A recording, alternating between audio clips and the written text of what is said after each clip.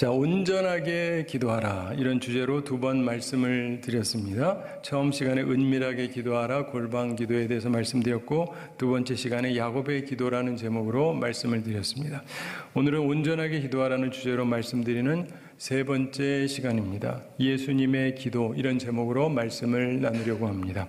오늘은 신약에 나오는 예수님의 기도를 통해서 온전한 기도에 관한 신약 성경의 교훈을 얻게 되기를 원합니다. 오늘 본문은 예수님께서 겟세마네 동산에서 하신 기도인데, 이 기도를 중심으로 해서 우리가 교훈을 얻게 되기를 원합니다. 특별히 오늘 본문에 나오는 내용을 통해서 예수님의 기도와 제자들의 기도를 비교해 보려고 합니다. 그러면서 우리가 교훈을 얻게 되기를 바랍니다. 우선 예수님의 기도, 모범되는 기도를 살펴보도록 하겠습니다. 자, 예수님의 기도가 가지고 있었던 기본적으로 두 가지 아름다운 자세가 있었습니다. 첫째는 겸손이고 둘째는 간절함입니다. 한마디로 하자면 간절한 겸손, 이렇게 표현할 수도 있겠죠.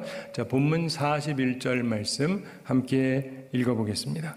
그들을 떠나 돌 던질 만큼 가서 무릎을 꿇고 기도하여. 아멘. 예수님께서 어떤 자세로 기도하셨습니까? 무릎을 꿇고 이렇게 기도했다고 말씀합니다. 평상시 기도할 때 무릎을 꿇으시는지 모르겠는데, 사람인 우리도 무릎을 잘 꿇지 않습니다. 불편하기도 하고. 근데 하나님의 아들 예수 그리스도께서 직접 무릎을 꿇으셨습니다. 이것은 겸손을 상징하는 것입니다. 참으로 아름다운 자세죠. 우리가 배워야 하는 것입니다. 또한 본문 44절 함께 읽어보겠습니다. 예수께서 힘쓰고 애써 더욱 간절히 기도하시니 땀이 땅에 떨어지는 핏방울 같이 되더라. 아멘.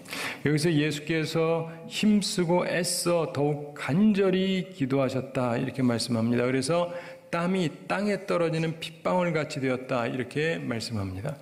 이것은 간절함을 말씀해 주고 있습니다. 십자가를 지기 전 주님께서 사명을 감당하기 전에 하셨던 기도, 이 기도에는 겸손함과 간절함이 담겨져 있었습니다. 우리도 특별히 우리의 십자가, 자기 사명을 앞에 두었을 때 기억하면서 기도해야 될 자세라고 할 수 있습니다. 겸손과 간절함, 기억하는 우리가 되기를 바랍니다. 무엇보다 예수님의 기도, 겟세마네 동산에서의 기도는 예수님께서 평상시에 가르치시던 그 원칙에 근거한 기도였다고 볼 수가 있습니다. 우리는 예수님의 기도를 보면서 배워야 되는데, 오늘 말씀을 통해서 우리는 예수님의 기도에서 은밀한 기도의 세 가지 요소를 또한 발견하게 됩니다. 기억하고 본받는 우리가 되기를 바랍니다. 자, 예수님의 기도에서 발견하게 되는 첫째 요소는 홀로 하는 기도입니다. 홀로 하는 기도. 뭐라고요? 그렇습니다. 물론 예수님께서 표면적으로 제자들과 함께 기도하러 가셨습니다. 그러나 기도하실 때 홀로 떨어져서 기도하셨습니다. 41절 다시 함께 읽어보겠습니다. 그들을 떠나 돌 던질 만큼 가서 무릎을 꿇고 기도하여. 아멘. 그들을 떠났다, 즉 홀로 기도하십니다. 돌 던질 만큼 갔다, 이렇게 말씀하죠. 남자가 돌 던지면 그래도 꽤 멀리 날아가죠. 예수님께서는 근본적으로 홀로 기도하셨습니다. 예수님의 기도 중에 새벽 기도에 관해서 우리가 잘 아는 말씀이 있습니다. 마가복음 1장 35절에 나옵니다. 많은 목사님들이 인용하죠. 새벽 아직도 밝기 전에, 예전 개혁에서 오히려 미명에 예수께서 일어나 나가 한적한 곳으로 가사 거기서 기도하시더니, 이런 말씀이 있습니다. 이것을 많은 분들이 새벽 기도의 근거 말씀으로 사용을 하십니다. 그런데 한 가지 우리가 주목할 점이 있습니다. 예수님께서 새벽 오히려 미명에 기도하셨던 것은 분명히 사실입니다. 그런데 누구와 함께 하셨습니까? 제자들이요? 아니요. 홀로 기도하셨어요. 기도회를 한 게 아니라 혼자 기도하셨습니다. 나중에 제자들이 예수님을 따라가서 말하는 것을 보면 우리가 알 수 있습니다. 예수님께서는 근본적으로 홀로 기도하셨습니다. 제자들이 보았던 것은 바로 그런 모습이었어요. 기도는 홀로 하는 것이다. 이걸 보면서 배운 거예요. 오늘 본문의 경우도 마찬가지입니다. 그런데 오늘은 제자들을 함께 데리고 가셨고 그들을 기도시키십니다. 우리 주면은 기도회 하자, 기도해라, 이런 거랑 비슷해요. 왜 그러느냐? 제자들을 위해서 그렇게 하신 거예요. 기도를 쉽게 할 만큼 중요하다고 생각하셨기 때문입니다. 그런데 어찌되었든 중요한 것은 예수님은 근본적으로 홀로 기도하셨다는 것입니다. 무슨 말이냐? 예수님은 기도는 근본적으로 은밀해야 된다. 하나님과 하는 것이다. 이걸 가르치셨고 실제로 그렇게 하셨다는 것입니다. 홀로 하는 기도의 중요성을 우리가 진정으로 깨닫게 되기를 바랍니다. 홀로 하는 기도자를 하나님께서 은밀하게 보시고 그 사람에게 복을 주십니다. 이게 성경 말씀이거든요. 정말 은밀히 보시는 하나님의 보상을 받으려면 은밀하게 기도하셔야 하는 것입니다. 1872년 유명한 설교자 무디 목사님이 영국 런던에서 전도 집회를 열었습니다. 훌륭한 목사님이 왔다. 그리고 아침에 집회를 하는데 설교하는데 분위기가 너무 냉랭한 거예요. 이게 전혀 분위기가 안 돼요. 무디 목사님이 그토록 힘들게 설교를 한 적이 없었다라고 회고할 정도로 반응이 아주 안 좋았습니다. 근데 그날 저녁 분위기가 완전히 달라졌어요. 그리고 그날 밤에 믿기로 작정한 사람만 500명이나 되었습니다. 그러면서 놀라운 부흥이 시작되었는데 이유가 하나 있었다고 합니다. 아침에 한 여인이 집회에 참석했다가 자기 여동생에게 집회에 대해서 말했습니다. 그 여동생 마리안 아들레이드라고 하는 분이 몸에 병이 있어서 평생을 침대에 누워서 지내던 분입니다. 그러니까 교회도 나올 수가 없었고, 근데 그의 이야기를 듣고는 그러더랍니다. 뭐라고요? 무디 목사님이 우리 교회에 오셨다고요? 만약 그걸 알았더라면 내가 금식하면서 기도했을 거예요. 그럼 지금부터 금식하며 기도하겠어요? 그러더랍니다. 그러면서 이 여인이 홀로 집에서 금식하며 기도할 때 은밀히 보시는 하나님의 은총이 그 교회에 나타났던 것입니다. 홀로 하는 기도, 은밀한 기도에 하나님의 보상이 있습니다. 그걸 아시고 믿으시고 실천하시고 그래서 꼭 보상받는 우리들이 되기를 바랍니다. 예수님의 기도에서 배우는 두 번째 중요한 점은 간단 명료한 사명의 기도입니다. 간단 명료한 사명의 기도. 예수님의 기도 내용은 굉장히 명확하죠. 42절에 나옵니다. 42절 함께 읽어보겠습니다. 이르시되 아버지여 만일 아버지의 뜻이거든 이 잔을 내게서 옮기시옵소서. 그러나 내 원대로 마시옵고 아버지의 원대로 되기를 원하나이다 하시니. 아멘. 주님의 간단 명료한 사명의 기도 속에서 우리는 세 가지 모든 기도의 모범이 될 수 있는 요소를 발견할 수 있습니다. 그 첫째 요소는 아버지라고 하는 호칭입니다. 하나님을 아버지라고 부르죠. 이것은 하나님에 대한 완전한 신뢰를 보이는 단어입니다. 아버지라는 고백에 신뢰가 담겨 있는데 간혹 자기 아버지가 문제가 있었던 분들은 하나님을 향해서 아버지라고 호칭하는 것에 대해서 저항감을 느끼는 분도 있습니다. 그런 분들이 있다면 하나님 안에서 새로운 아버지의 상을 찾으시기 바랍니다. 전능하시고 의로우시고 사랑이신 하나님께서 나의 아버지가 되신다라는 고백, 바로 이 신앙이 우리가 간단 명료하게 기도할 수 있게 하는 원동력이 되는 것입니다. 예수님께서 기도를 가르칠 때 하늘에 계시는 우리 아버지라고 기도를 시작하라고 분명하게 가르치셨습니다. 그렇게 기도할 줄 모르는 사람은 은밀한 기도의 보상이 뭔지를 몰라요. 받을 일도 없고. 이 아버지라는 부분을 기억하시고, 두 번째로 주님의 간단 명료한 기도 속에서 보게 되는 두 번째 모범적인 요소는 솔직함입니다. 진실함. 만일 아버지의 뜻이거든 이 잔을 내게서 옮기시옵소서라고 기도합니다. 이것은 솔직함이다, 진실함이다 이렇게 말할 수가 있습니다. 예수님께서는 모든 일에 우리와 한결같이 시험을 받은 분이라고 히브리서 4장 15절에서 말씀합니다. 주님의 솔직함은 겸손의 표시이기도 합니다. 주님은 적어도 하나님 아버지 앞에서 겸손하게 솔직하게 구하셨습니다. 내가 원하는 건 그게 아닌데요. 난 이거를 원하는데요. 솔직함이 있었습니다. 세 번째, 주님의 간단 명료한 기도 속에서 보는 모범적인 요소는 순종입니다. 순종. 그러나 내 원대로 마시옵고 아버지의 원대로 되기를 원하나이다. 이것은 하나님 아버지의 뜻 앞에서, 사명 앞에서 자신의 헌신을 다짐하는 순종의 결단입니다. 자기 헌신을 다짐하는 사명감 넘치는 순종의 모습, 이것이 바로 주님의 기도에 담겨 있는 간단 명료한 사명 기도였습니다. 사랑하는 성도 여러분, 하나님 앞에 솔직하게 얘기하세요. 그러나 또 동시에 내 뜻은 그렇지만 아버지의 뜻이 그게 아니시라면 제가 그 뜻을 따르겠습니다. 제가 그대로 하겠습니다. 라고 하는 고백이 우리 속에 담겨 있어야 참된 기도라고 할 수 있습니다. 내 뜻은 이것이니까 반드시 들어주셔야 됩니다. 라고 밀어붙이는 게 아니고 내 사명을 감당하기 위해서 하나님이 그걸 원하신다면 제가 희생하더라도 아버지의 뜻대로 하겠습니다. 이게 담겨 있어야 온전한 기도라고 할 수 있습니다. 예수님의 기도에서 배우는 첫 요소가 홀로 하는 기도, 둘째 요소는 간단 명료한 사명의 기도고, 세 번째 중요한 요소는 용서와 사랑입니다. 용서와 사랑. 예수님의 기도에는 용서와 사랑의 자세가 담겨져 있습니다. 본문 45절에 보시면은 기도 후에 일어나 제자들에게 가서 슬픔으로 인하여 잠든 것을 보시고라고 말씀하죠. 그 다음 46절 함께 읽어보겠습니다. 이르시되 어찌하여 자느냐 시험에 들지 않게 일어나 기도하라 하시니라. 아멘. 예수님께서 제자들에게 가서 보십니다. 그런데 그들이 슬픔으로 잠들어 있습니다. 그들을 향한 예수님의 모습에서 제자들을 향한 용서 그리고 사랑의 모습을 보게 됩니다. 그들을 사랑하셔서 그들이 시험에 들 것을 걱정하셔서 기도를 시키고 계시는 주님의 그 사랑을 생각해 보십시오.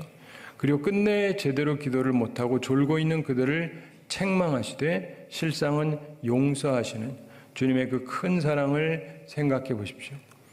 대제사장의 종의 오른편 귀가 떨어지자 그 귀를 만져서 낫게 하시고 이것까지 참으라 하시던 주님의 모습을 생각해 보십시오. 용서의 자세를 갖고 계시던 주님의 모습을 우리는 닮으려고 노력을 해야 합니다. 십자가상에서도 아버지여 저희를 사하여 주옵소서. 자기의 하는 것을 알지 못합니다. 이렇게 하시던 주님을 생각해 보면서 닮으려고 노력을 해야 됩니다. 철저한 용서와 사랑의 모습. 주님께서는 실제로 주님의 교훈 그대로 삶을 사셨고 그렇게 기도하셨고 우리에게 모범을 보이셨습니다. 사랑하는 성도 여러분, 바라기는 우리가 정말 예수님처럼 홀로 하는 기도, 간단 명료한 사명의 기도, 그리고 용서가 담긴 기도를 하는 사람들이 되기를 원합니다. 은밀한 기도를 통해서 은밀히 보시는 하나님께서 보상하시고 은총을 베푸시는 그 은혜를 체험하며 살아가는 우리 모두가 되기를 바랍니다. 우리는 매우 혼란스러운 시기를 살아가고 있습니다. 근데 중요한 것은 나를 향하신 하나님의 뜻을 깨닫고 아버지 하나님이 원하시는 바를 행해야 할 것입니다. 그러기 위해서 홀로 기도하고 간단 명료하게 사명만수를 위한 기도를 하고 용서와 사랑이 담긴 기도를 하는 우리가 되기를 소망합니다. 이제 우리는 예수님의 제자들의 기도를 또 살펴보겠습니다. 제자들의 기도는 우리들이 흔히 하는 기도하고 굉장히 비슷합니다. 이들의 기도를 통해서 우리의 모습을 특별히 잘 조명해 보게 되기를 바랍니다. 제자들의 기도의 첫 특성은 따라하기입니다. 뭐라고요? 그렇죠. 본문 39절 함께 읽어보겠습니다. 예수께서 나가사 습관을 따라 감람산에 가심에 제자들도 따라갔더니 아멘. 이들은 예수님을 따라갔습니다. 그리고 기도하는 곳에 함께했습니다. 요즘 이야기로 하자면 기도회에 참석했다 이렇게 말할 수 있겠습니다. 남이 기도하니까 따라하는 것, 기도한다고 모이니까 그저 따라서 모이는 것, 이런 것입니다. 물론 이게 잘못된 게 아니에요. 잘하는 거죠. 모든 것은 따라하는 데서부터 시작이 됩니다. 시작은 잘한 것입니다. 단지 이들은 상황에 대한 분석, 파악이 부족했던 것으로 보여집니다.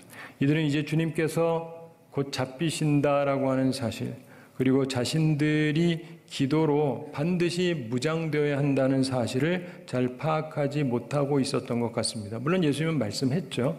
그러나 이들이 충분히 인식하고 있지 못했던 것 같습니다. 제자들의 기도의 둘째 특성은 기도 제목을 알고 있다는 것입니다. 기도 제목을 알고 있었다. 본문 40절 함께 읽어보겠습니다. 그곳에 이르러 그들에게 이르시되 유혹에 빠지지 않게 기도하라 하시고. 아멘. 예수님께서 제자들에게 기도 제목을 주셨고 이들은 기도 제목을 잘 알고 있었습니다. 이것은 무작정 모이는 사람보다는 분명히 나은 거죠. 기도 제목을 알고 있어야 집중된 기도를 할 수 있기 때문입니다. 예수님께서 그들에게 유혹에 빠지지 않게, 예전에 개역성경에서 시험에 들지 않기를 기도하라 이렇게 말씀해 주셨는데 분명한 기도 제목을 주셨습니다. 따라서 기도에 참여하여 분명한 기도 제목을 알고 있었다고 말할 수 있습니다. 자, 그런데 이들은 결국 시험에 들게 됩니다. 왜 그렇습니까? 이들은 기도 제목은 알아들었지만 그 심각성을 깨닫지 못했던 것입니다. 많은 사람들이 기도회에 참석해서 목회자가 제시하는 기도 제목을 알아듣습니다. 그러나 그 중요성을 잘 파악하지 못하는 사람들이 있습니다. 제자들은 심각하게 받아들여야 될 기도 제목을 그냥 평상적으로 가볍게 받아들였습니다. 바로 이것이 그들의 어려움을 불러일으켰던 것입니다. 제자들의 기도의 세 번째 특성은요, 자면서 하는 기도입니다. 자면서 하는 기도.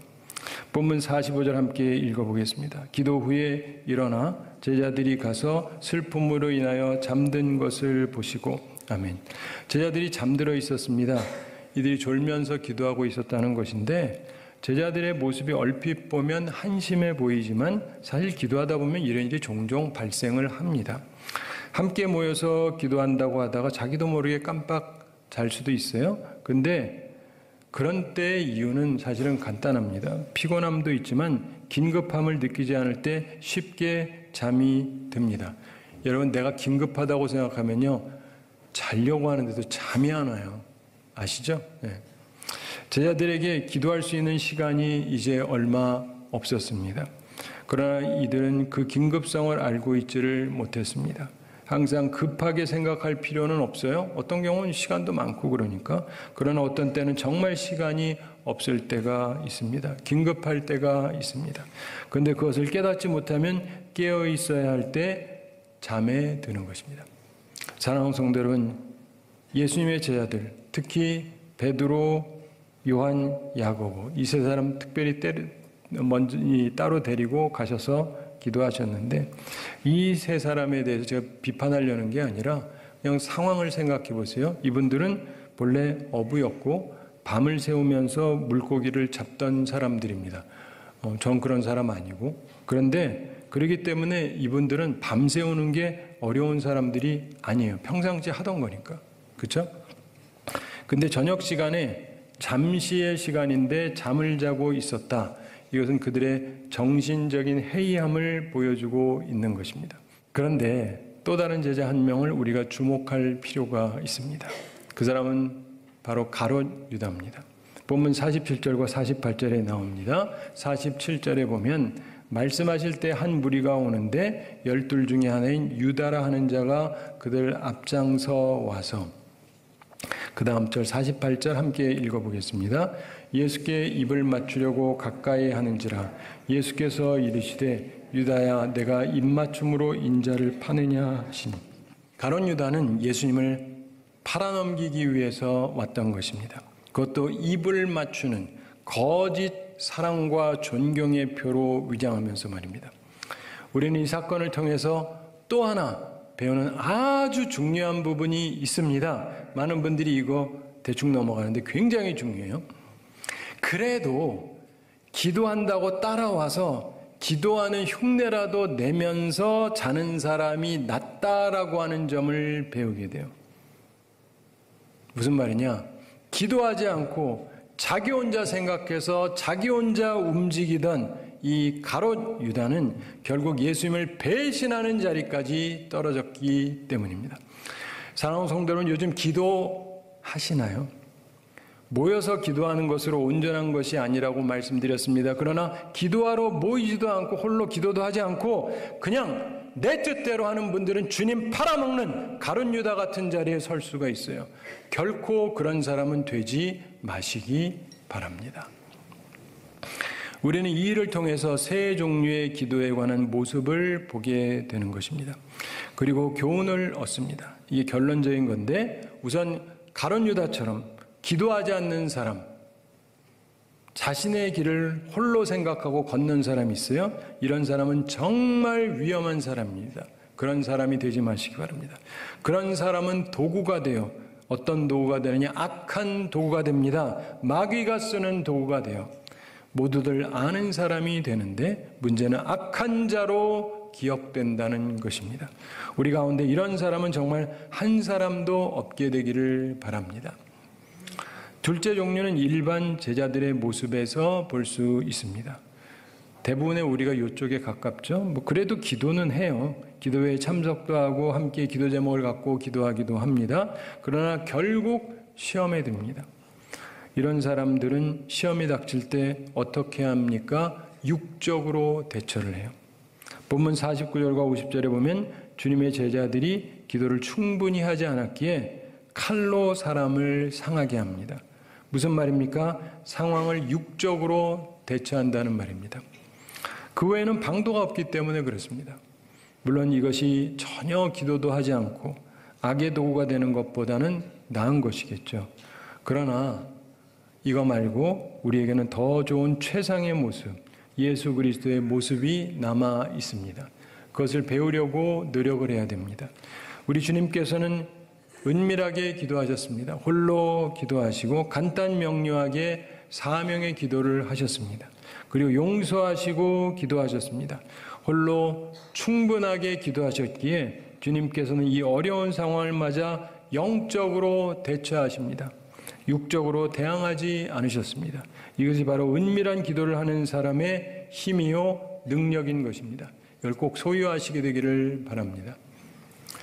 본문 43절 함께 읽어보겠습니다. 천사가 하늘로부터 예수께 나타나 힘을 더하더라. 아멘. 예전에 힘을 돕더라 이렇게 말씀했죠. 은밀한 기도자를 하나님께서 도우십니다.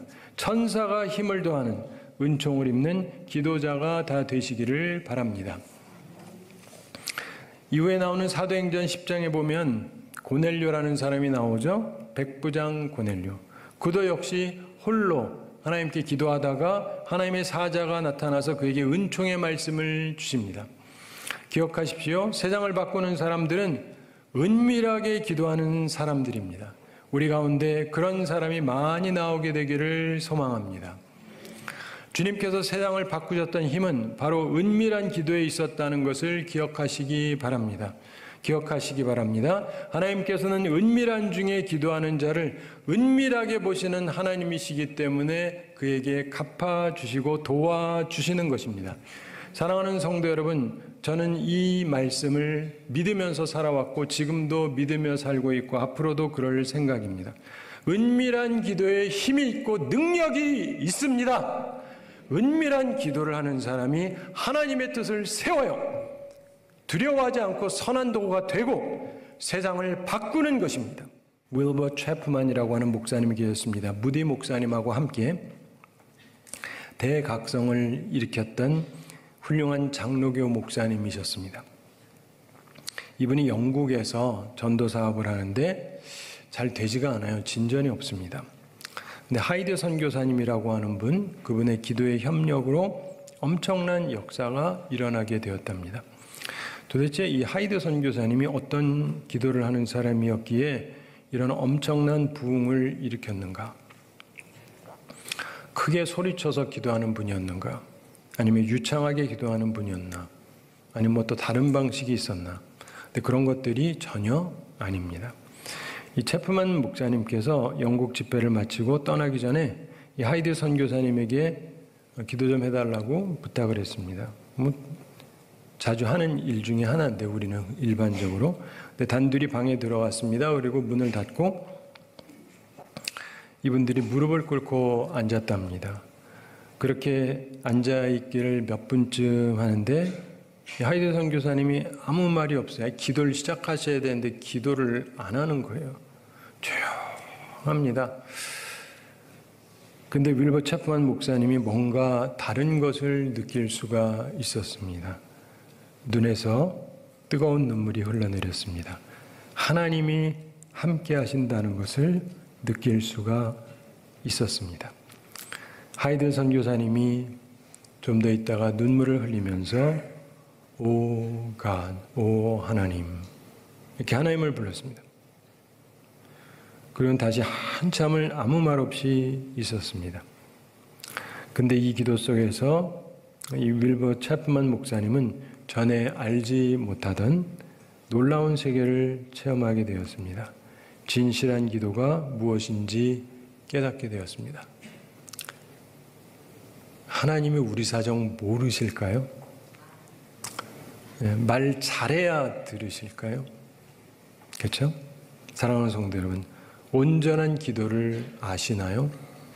하나님께서 기뻐하시는 기도, 은밀한 기도, 그 기도를 통해서 은밀한 중에 보시고 보상하시는 하나님의 은총을 받는 우리 모두가 되기를 바랍니다. 그리고 주님처럼 은밀한 기도의 힘, 그 능력을 가지고 하나님의 뜻을 세우며 선한 도구가 되고 그래서 세상을 아름답게 주의 뜻을 따라 변화시키는 주님의 사람들이 되기를 우리 주님의 이름으로 축원합니다.